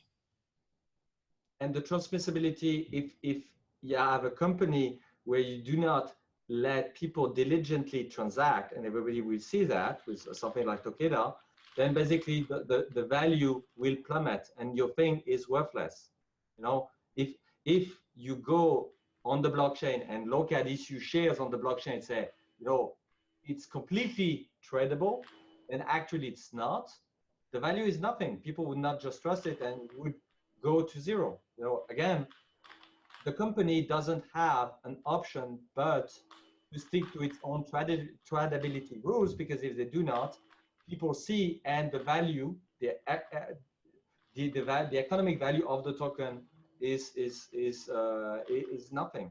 If you emit a token and you don't even stick to your own rules, why would the market assign any economic value to that? They won't. Based on the oil. So basically, Takeda, so you see, with Takeda, what you have is that if somebody cheats, the value of the token goes to zero. With Up-Group, if somebody cheats, the value goes to zero as well. You know, it's Yeah. so So there's no difference. I don't think that's true. And But there is a big example difference. is that One require consensus change and not the other. Exactly. That's what we've been circling around for the beginning. We need some use case where you can be like, I can do that with WorkGroup. I cannot do that with Tokeda. And here is the kind of size of the market we are aiming for with that. I wouldn't I wouldn't say that everything is that binary. I would basically grade things instead. And I would basically grade it instead and just say like, well, group behaves like this, and on a scale from 1 to 10, it scores this, and Tokeda scores this value on this different requirement that we have. So when it comes to transferability, then group would definitely score 10 out of 10. Because wait, a requirement that you have, I've been asking for these requirements for months now. So there are no requirements that you have. No, they're in the document. No, Emil, I think for the bar to reach, again, my opinion on that is that the bar for something to reach, you know, protocol level, it cannot be a shade of gray. It has to be something that is like 100% crystal clear to be absolutely desirable. But it cannot be shade of gray. It has to be something that is like very important. Something that where the alternative is literally very, very bad. It's not, you know, you don't upgrade stuff because it could be tiny bit more better. Because for example, I returned the argument that you were saying, or if we add this to the protocol layer, then every wallet has to do it or will do it. And from my perspective, this is a tax on the whole ecosystem. You know, every single drop of complexities that you put on the base layer is a tax that needs to be paid by every single entity, company, team implementing software, etc., that will interact with Bitcoin Cash. So this, you have to be incredibly parsimonious in that. So that's why I reject, you know, the proposition that it can be just a shade of gray and say 8 out of 10. It has to be like 10. Yeah, and that's my point. Like for most of the requirements we have, the group proposal score is 10 out of 10 for most things, while the other second layer protocols. Sorry, for nationwide currencies, it doesn't work. For shares, realistically, for shares of pretty much any company, it do not work. Of course it does. For even for gift cards, it would not work. You won't, again, sorry, I pretty much disagree. My prime disagreement with our group is that out of the 10 pages of use cases that I've identified part of the Tokeda proposal, our group is serving none of them. That's my problem, is that for our group, I cannot even find a single use case where it would be a satisfying answer. That's where I profoundly disagree. Is that right? This is where we basically get into philosophy arguments, right? We say that it will work, you say that it won't, and the reason why is because we want to protect the individual against these companies to some degree, and you are more acceptable and think that you know. But Andrew, a company can be made of one person. Sorry, I completely did not buy it. From my perspective, I'm not thinking of Facebook versus the common man. I'm even thinking of companies. A company is nothing. It's just an individual that has Perhaps a purpose. A better way to say it would be protect the token owner against the issuer. Yeah, everything is about protecting the token holder and make sure that you have that the token is always fungible and that it can never be blocked, and it doesn't require a secondary infrastructure or a parallel infrastructure. But then established by now that there is no solution on the table that forces the redeemer to redeem the immunities, right? Yes. So the person is not more protected. That problem is not related to the consensus layer. That's not the consensus layer's problem, because the purpose of the consensus layer is to maintain the ledger, not to worry about who may or may not redeem it or who may or may not want to buy it on an exchange. But it's very important, right? The fact that say I have like physical Amazon gift cards, the fact that if I give it to someone, someone comes, it's like, oh no, you cannot give it away. Or if I give it to someone and that person go redeem it and Amazon say no, doesn't change anything. Amazon gift Doesn't cards change today are anything. people. No, but you know my point. Like in both cases, you are trusting Amazon to redeem it or not redeem it, right? Like you trust Amazon 100%. Yeah, but a lot of people don't care about redeeming their Amazon gift cards. They just want to sell it for Bitcoin Cash, for example, on secondary markets. They're not going to be able to sell their OpGroup Amazon gift card if once you transfer it, Amazon know you've transferred it, and then they just zero the value out. They tank that whole chain. Gift cards are meant to be transferred. They're gift cards, right? No, so they're you not have meant to to be distinguish gift cards from loyalty points, right? No, most gift cards are not meant to be transferred. They very specifically state on them that they are not to be transferred. They're provided as a gift and then activated by the person they were gifted to. The points themselves were not transferred from the gifter. Well, so in that instance, they operate exactly. So weird because I can just buy gift cards from like gift.com on my phone, and then I can transfer them to other people. And there's like that's a technical limitation of having physical gift cards. That has nothing to do with the intent, because you can flip that card over and it says right on it. It says the gift.com, right? On your phone, you can e-transfer those. Andrew, the problem is that with what you described, if you have a gift card that can be completely freely transferred, that has monetary value, nominal monetary value, and everything, then and that can be even, in the case of a token, split, merge, and everything. This thing cannot be differentiated anymore from being a digital currency, just like Bitcoin Cash. So that brings us back to what Amaury was pointing out is. What you've introduced is a competitor to Bitcoin Cash and Bitcoin Cash. Well, it's it's not really true because the company is realizing the revenue of selling the gift card. I mean, I think that a company still wants to sell gift cards even though US dollars exist, right? For a variety of reasons. That have to do with they sell the gift cards for US dollars. So when they get revenue, exactly. Sold for Bitcoin Cash, and you still need to hold Bitcoin Cash to be able to transfer them somewhere, which means that everyone that wants the token, they need to get Bitcoin Cash. Then why? But again, if you want to have a company that is like having the monetary value in custody so that it can be redeemed, again, OpGroup or Tokeda have still the exact same weakness, is that you are trusting the issuer to redeem the monetary value of the gift card at the end of the chain. So having OpGroup does not change anything. Again, I'm very, in this specific example, you're 100% dependent for a gift card on the company who is issuing the gift card to redeem the monetary value. Well, that's like saying like I'm 100% dependent on that I'm able to like sell my random shitcoin on an exchange for me to want to hold it.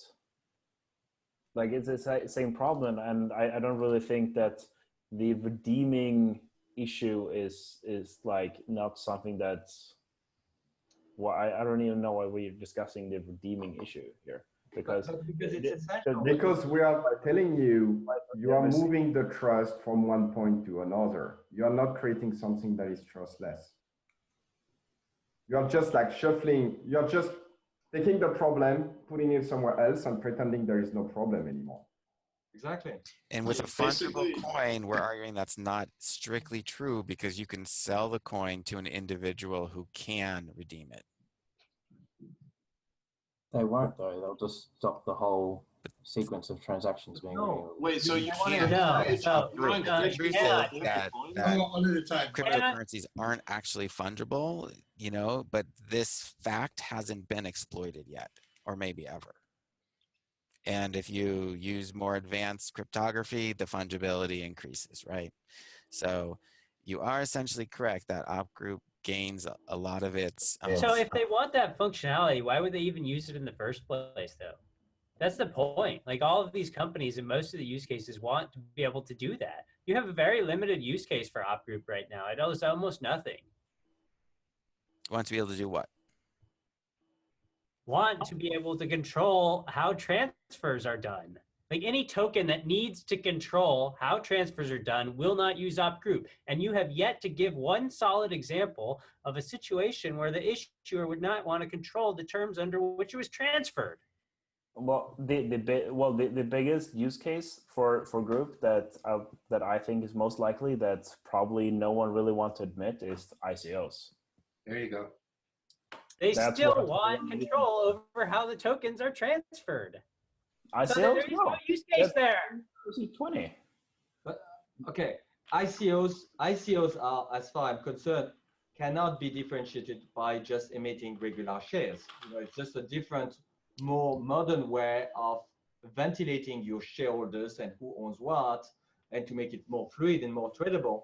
But we are back to what I've discussed multiple times, which was the case of shares. And yeah, ICO is equivalent to shares. It's exactly. There is no ICO. It's just like it's actually a public offering of shares of a company. Even for ERC-20, there's a transfer function. And your shares have only value, you know, on the real world. A share of a company has only value because you expect, people expect that dividends will be paid. And the expectation of dividends are basically built into the price of the share. But ultimately, 100% of the value of a share of a company lies to the future dividend that will be paid.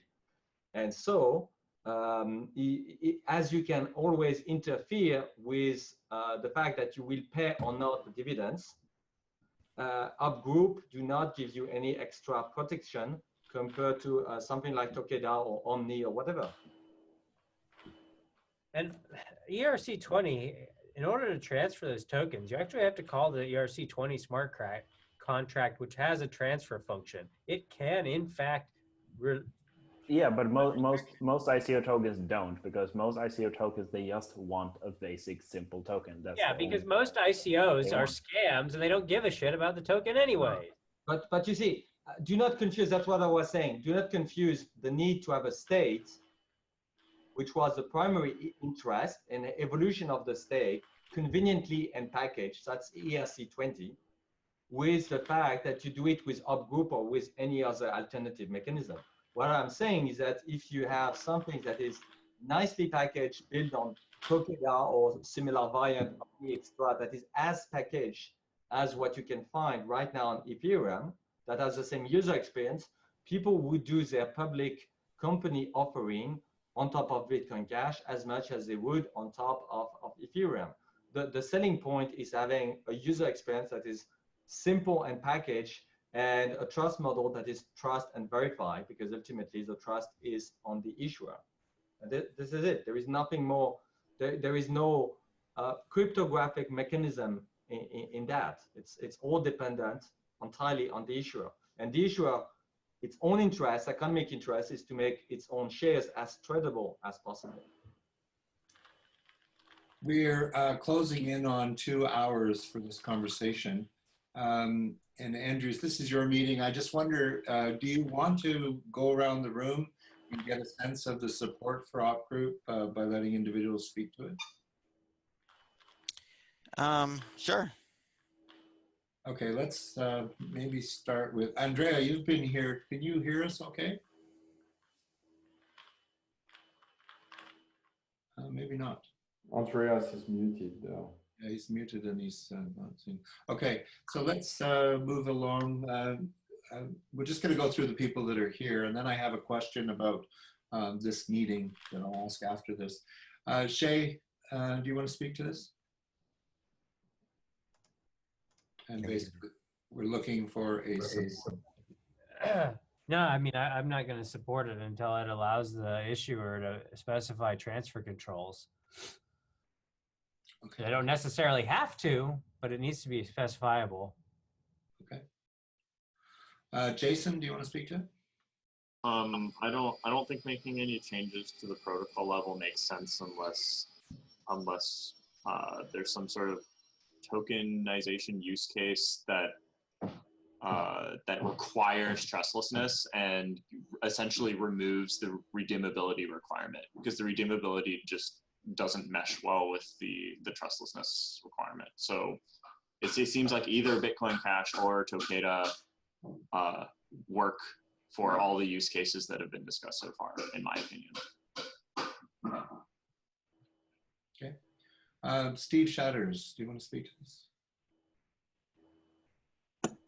I have the same questions around use cases as have already been expressed. However, I do recognize that there is a powerful appetite for being able to meet the set of requirements that have been listed in the group proposal. I know that someone else in it made promises about something that was going to get delivered first. It wasn't me. I personally have assembled a team within nChain in the last few weeks with a view to delivering an alternative solution, because I believe that all of those requirements can be met without needing to miss the consensus layer. In terms of the requirements that actually require a consensus layer, I think a secondary consensus layer is very feasible to be built on top of Bitcoin Cash. So I would appeal to you to consider me as an individual within nChain, as opposed to the voice of nChain. And I say that I'm going to produce something soon. It will be probably a draft spec that I would hope that I can start circulating in a few weeks' time. It's going to be an early spec. If it receives support, obviously it's going to be a competing spec to the group proposal. If it receives support, then I have the assurances of Jimmy that I will be given whatever resources I need to manifest it as a real thing quickly. Okay. Johannes, do you want to speak to WorkGroup? Yes, I mean, again, for me, bottom line is to have something eat the protocol layer. It has to have like a completely clear-cut upside value for Bitcoin Cash.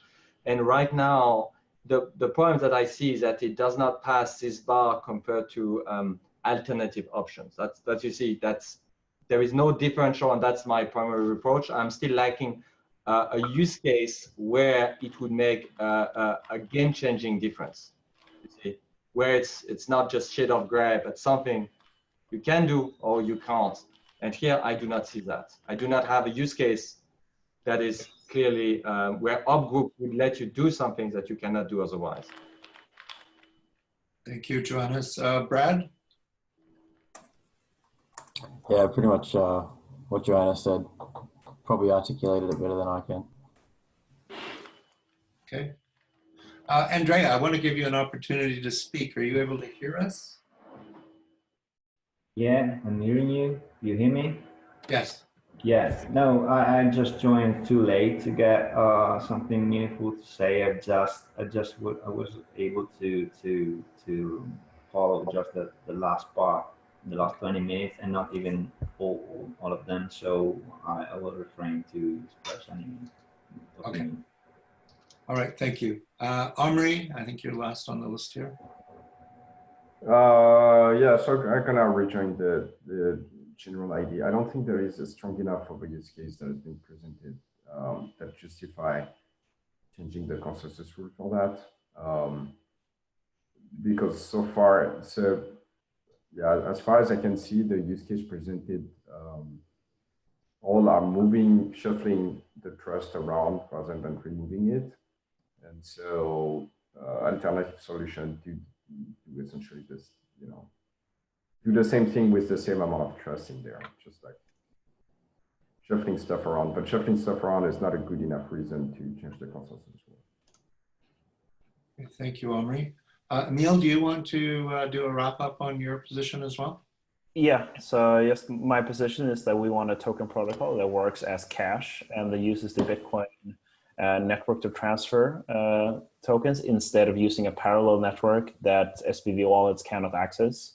A token protocol that uses a second consensus layer would be less used than a protocol on the first layer.